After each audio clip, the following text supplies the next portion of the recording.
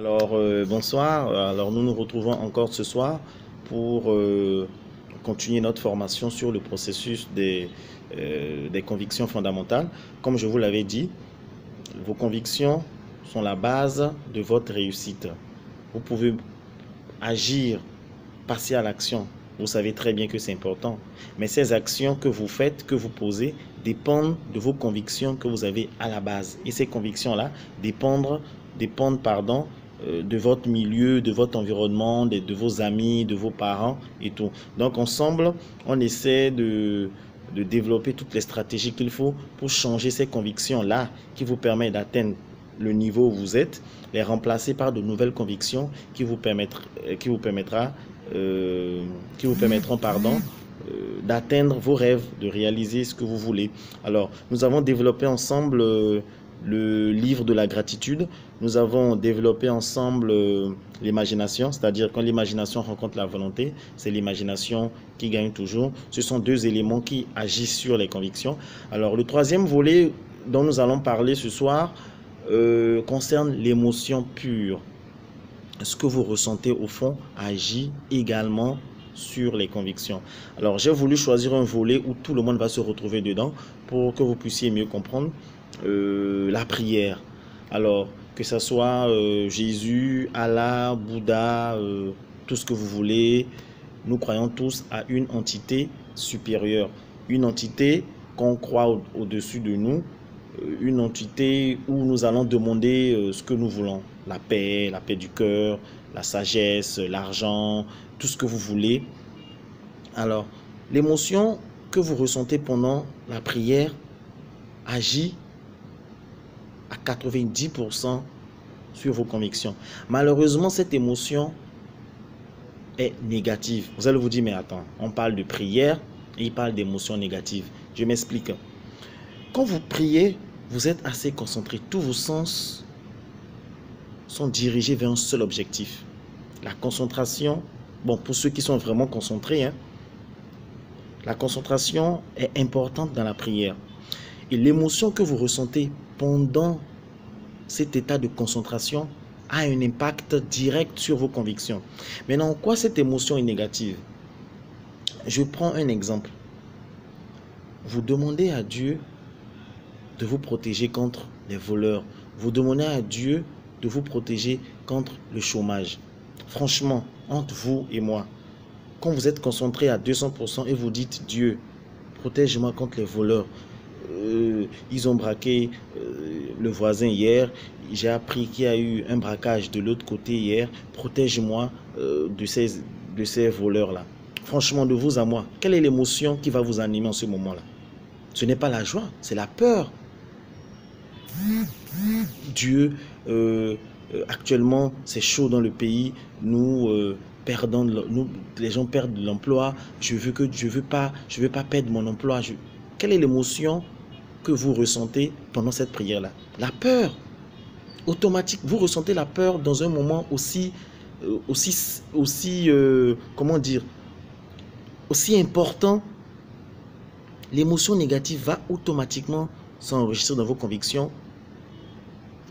Quand je parle d'émotion négative, forcément l'impact est négatif également sur les convictions. Ce que je veux dire par là, c'est quoi? Quand vous priez, prenez le soin de demander à Dieu ce que vous voulez. Ce que vous ne voulez pas ne vous concerne pas.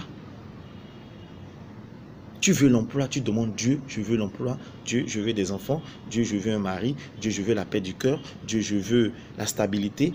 Demandez à Dieu ce que vous voulez parce que pendant ce moment de concentration, vous devez ressentir une émotion positive. Je ne sais pas si on se comprend. Ce que je tiens à vous faire comprendre, c'est que pour ceux qui prient beaucoup, qui prient énormément, c'est bien. Mais arrangez-vous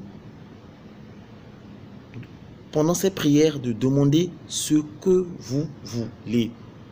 Ne demandez pas ce que vous ne voulez pas parce que vous n'avez rien à faire. Imaginez par exemple quelqu'un qui dit on a braqué ma soeur hier ou ils ont bombardé la ville voisine. Dieu protège-moi qu'on ne bombarde pas ma ville à moi. Protège-moi que telle personne ne vienne pas casser ma maison. On ne peut pas faire ce genre de prière là et avoir une émotion positive. C'est impossible.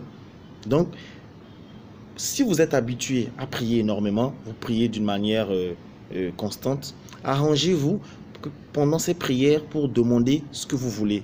Mais quand vous dites à Dieu, Dieu, je veux un emploi où je serai payé par exemple à 5 millions. Je veux un emploi où j'aurai la stabilité, où je pourrai non seulement être performant au boulot, mais également vaquer à d'autres occupations, avoir des rentrées d'argent, avoir des revenus passifs. Alors quand vous dites, vous avez des prières de ce genre, vous êtes content parce que l'émotion, vous avez l'impression de le vivre, de le ressentir. Et c'est cette émotion positive qui va directement dans vos convictions et les transforme en quelque sorte. Vous voyez un peu? Donc, je voulais à travers cette vidéo que nous parlons de l'impact de l'émotion. C'est pour cette raison que j'ai voulu vraiment choisir un volet, le côté de la prière, pour qu'on puisse mieux se comprendre. Alors, cette émotion-là, vous pouvez le ressentir partout.